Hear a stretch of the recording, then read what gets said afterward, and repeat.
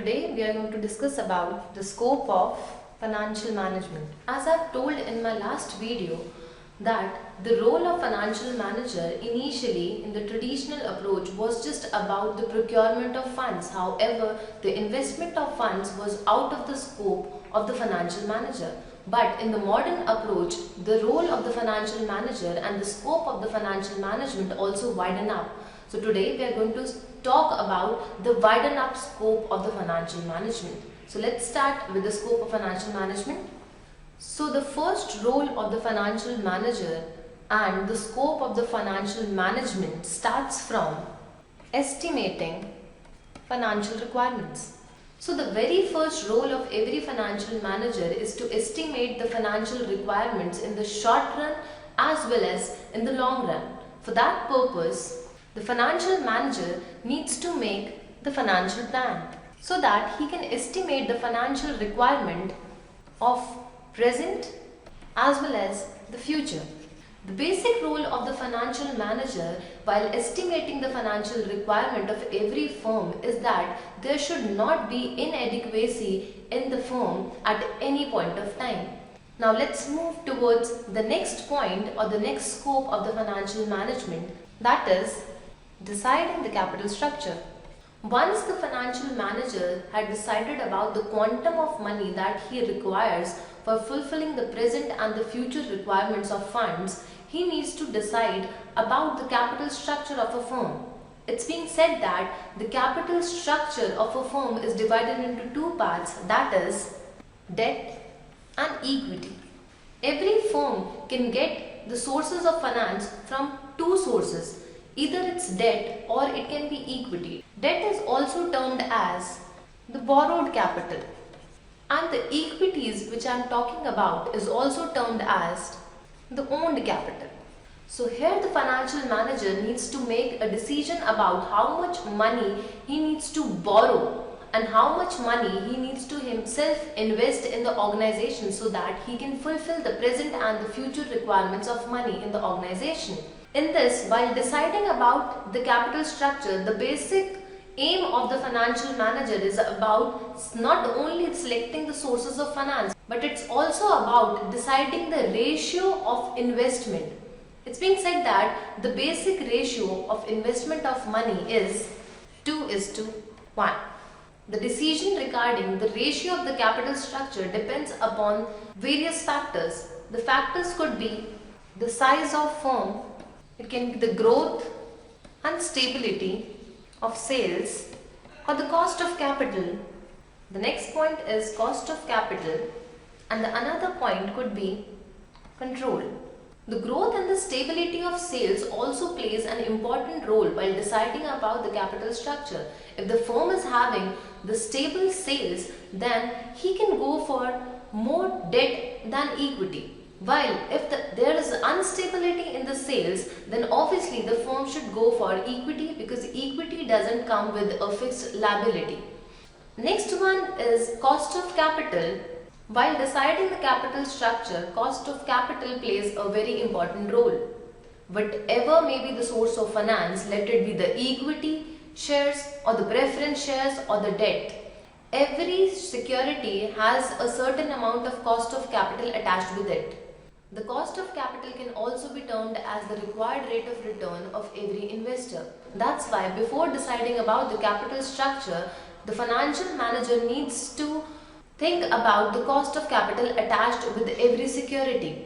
Equities are a cheaper source of financing because the company needs to pay just the dividends, but there's no legal obligation in front of the company so as to pay these dividends. However, the debt are also the cheaper source, but the company needs to pay interest at every point of time, whether the company is earning profits or not.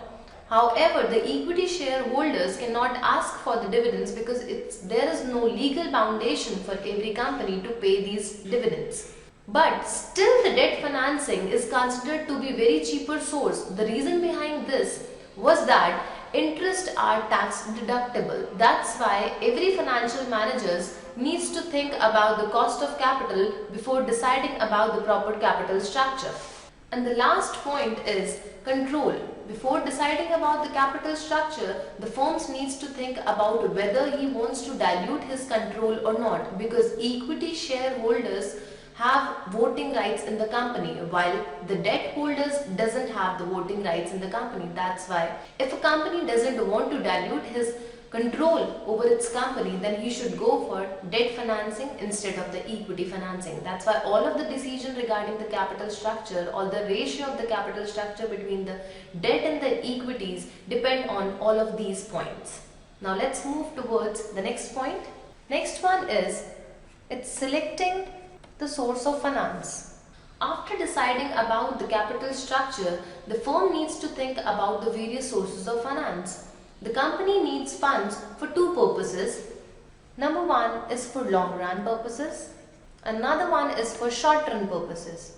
We can also call long run purpose as establishment purpose. And we can call short run purposes as working capital purposes. Every firm needs finance for the establishment purposes like to purchase the land, buildings, etc. While they need some funds for the working capital needs so as to pay wages, to purchase raw material, etc. That's why since the objective of money is different, that's why the sources of finance we need to think about will also be different. In the long run, the company can go for either equity shares, because equity shares are being given for a long term time period, or the company can even go for debentures, or they can also go for preference shares, because in each of the case of equity shares, debentures or the preference shares, the money is being given for long term time period. While deciding about the working capital purposes, the firm needs to go for either public deposits, or they can approach banks for short term loans, or they can also approach various financial institutions so that they can fulfill their short term needs. That's why we have different sources of finance so as to fulfill the different requirements of a firm. And the next point is selecting the investment pattern. Once the firm has got the required amount of money by selecting the sources of finance, then the scope of financial management further increases. Now the scope of financial management increases from just the procurement to investment. Now the decision regarding the investment pattern are considered to be very complex, and it's been termed as the capital expenditure decisions are termed as the very complex decision. The reason is that because all of these decisions are irreversible by nature and they need the huge amount of investment of money, and the benefits of the capital expenditure decisions are being reaped after at least 1 year. There are various techniques being developed for deciding about the investment pattern or the deciding about the capital expenditure decisions. All of these techniques are, the one of the most important technique is capital budgeting technique.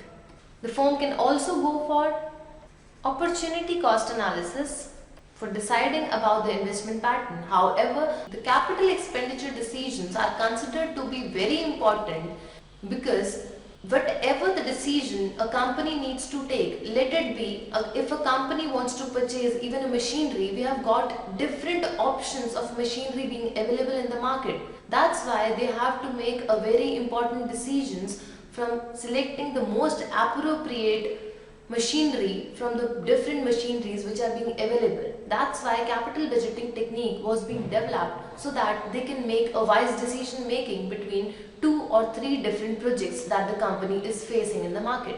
That's why in the capital budgeting techniques there are various other techniques which are being used, and these techniques are NPV model is there, that is net present value model, or the IRR model is also being used for deciding between different projects which are being available in front of every firm. That's why this decision is considered to be very complex decision, because not only the procurement of fund is important, but the most important decision is about investment of the funds, because every fund comes with a required cost of capital, and whenever the firm needs to make the investment of funds, he needs to always think that whenever he needs to make an investment, he needs to earn that much amount of profit, which should every time be more than the cost of capital. That's why the returns from investments should always be more than the cost of capital, and these decisions are being taken by using the capital budgeting technique. The next point of the scope of financial management is proper cash management. Proper cash management is also termed as the most important task of every financial manager. The procurement of funds is termed as necessary point for every financial manager. However, proper cash management is termed as one of the most important tasks of every finance manager. However, the procurement of funds is termed as a necessary task for every finance manager, but the investment and the proper cash management is termed as the important task of every finance manager. There's a difference between the two of the statement. There's difference between two of the statements. The procurement is termed as necessary task. However, the investment of the same funds and cash management is treated as important task of every finance manager. We need cash for three basic purposes. The number one is transactional purposes. We need to make day-to-day transaction. That's why we need cash for that purpose. The another point is speculative purposes. Sometimes we have certain amount of opportunities available in the market. That's why we procure some of the funds so that we can make speculation whenever it's necessary in the market. And third one is sometimes we need money for precautionary purposes. That's why for making cash management, we have actually three purposes attached with it. We need to make transactions also, we need to make speculation also, and we need certain amount of money for precautions also. Since money plays such an important role in the organization, that's why proper cash management of money is also very much important. That's why the proper cash management is termed as the important task of every finance manager. So as to do the proper cash management, the finance manager needs to make proper cash flow statements. The cash flow statements can help the finance manager in maintaining whatever the amount of money is inflowed in the organization and the amount of money which outflows from the organization.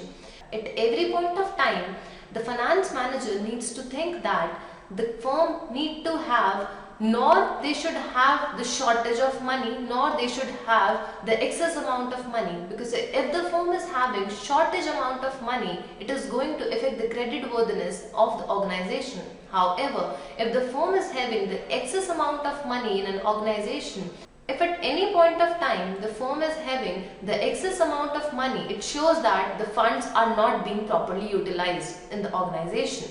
Now, the next point of the scope of financial management is implementing financial control.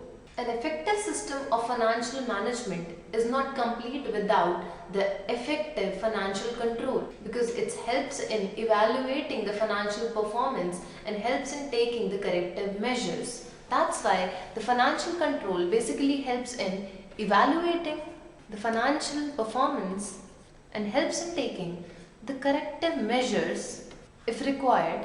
Once the financial manager has taken the capital expenditure decisions by using the capital budgeting techniques, the basic objective in his mind at that point of time was that the return should always be more than the cost of capital. But we cannot depend upon the capital budgeting techniques blindly. That's why for making the proper financial control, we can actually evaluate the financial performance of every organization. For that purpose, we have developed different kinds of techniques so that we can evaluate the performance of various projects. And some of the important techniques are return on investment and the break-even technique. By using the return on investment and the break-even technique, we can actually evaluate the financial performance of every organization. And whenever a financial manager, by using these techniques of return on investment, if he finds that there is a problem in an organization, he can accordingly take the corrective measures at that point of time. Now let's move towards our last point or the last scope of the financial management, and that is one of the most important point of the scope of financial management, and that is proper utilization of surplus. Once the financial manager has taken the capital expenditure decisions and once he has evaluated the different decisions which he has taken up, the decision that he has taken by using different technique was that the rate of return after making the investments in different capital expenditure decisions was more than the cost of capital of the funds. Once he has fulfilled his objective of getting the more rate of return than the cost of capital, he has obviously earned more profits, or you can also say it as the surplus funds. At this point of time, he cannot make the profit stay idle in the organization. That's why he indulged into two kind of decision making, and this is one of the most complex decision making in the organization. And the decision making in front of him is that either he can retain the money, or you can also call it as flowing back of money, or he can distribute the amount of money in dividends. But this decision making is very complex because the point of view of every shareholder is that he wants a proper amount of dividends. But this is one of the most important decision making in front of every financial manager, because from the point of view of the organization, they prefer flowing back of money because they can use this money for the purpose of diversification and expansion. So while taking the decision regarding whether the fund should be distributed among the shareholders or they should flow back the money, obviously the firm wants to flow back the money so that they can diversify further or they can expand. But paying dividends is also very much important in an organization. The reason of paying dividends is that whenever a company distributes the dividends, it increases the wealth of shareholders, which in turn increases the value of firm. That's why both of the decisions of paying profits, whether it is retainment of money or it can be paying the dividends, both of these decisions are equally important. That's why the financial manager needs to make a trade-off between both of the decisions. That's why the balance between both of these decisions is very much important, and this is the role of the financial managers, that how he can balance both of the decisions. Thank you.